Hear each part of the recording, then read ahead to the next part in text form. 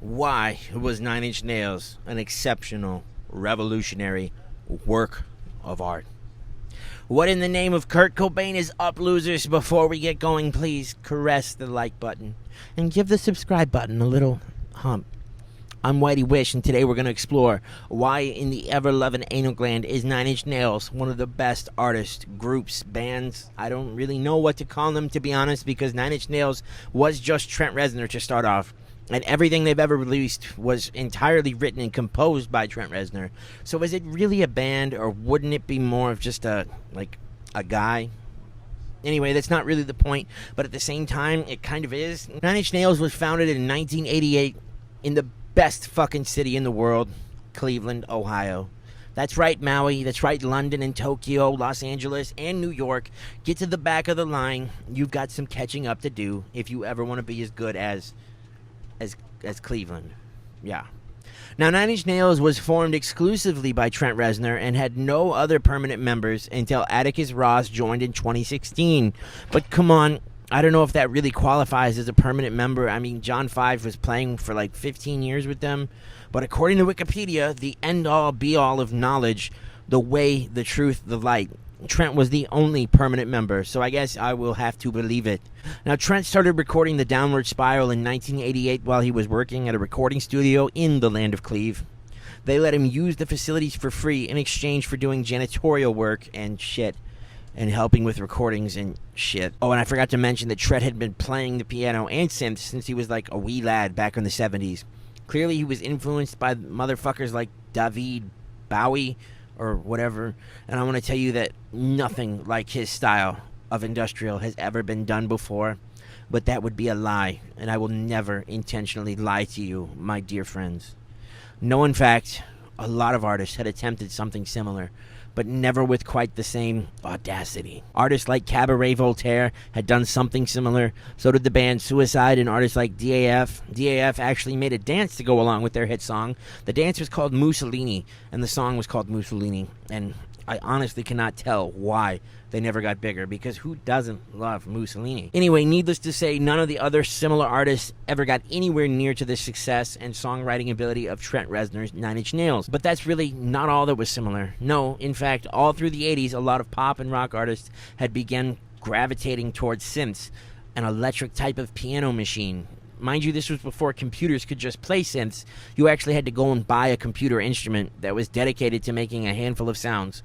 So if you wanted to make like a diverse album of different synth songs, you'd have to buy 10 to 20 different synths, set them up, run them through a PA, learn to play each and every one. So in a way, it was actually like a real instrument in the traditional sense. That's not to say that I don't consider composers on the computer instrumentalists, but some people do. Insert the clip of Jerry Garcia saying rap music isn't real music. Anyway, synths were quite popular. Depeche Mode, David Bowie, the Eurythmics, Tears for Fears, Devo, and a shitload of others were all making pop, disco, dance music with the synths. Basically, no one was making intense rock music in any way with the synthesizers. And that's why Nine Inch Nails was really unique, like super unique. Like basically no one has really done the same thing since successfully until recently, but we'll get to that later.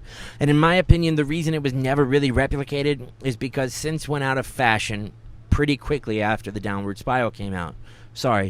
Pretty quickly after Pretty Hate Machine came out. In 1989, when Pretty Hate Machine was released, synths were basically already out of fashion. The same year saw the release of Nirvana's first album, Bleach. Soundgarden released Louder Than Love. Metallica were at the top of the charts. Motley Crue and Guns N' Roses were all at their peak, they were the most hardcore fucking badass, rebellious thing on the market. So in my opinion, Pretty Hate Machine was never replicated or imitated, mostly because they were the caboose of the synth choo-choo train. Toot, toot. That's right, they dropped the most influential industrial album, and for all intents purposes, the first industrial album, and then pulled the ladder up behind them.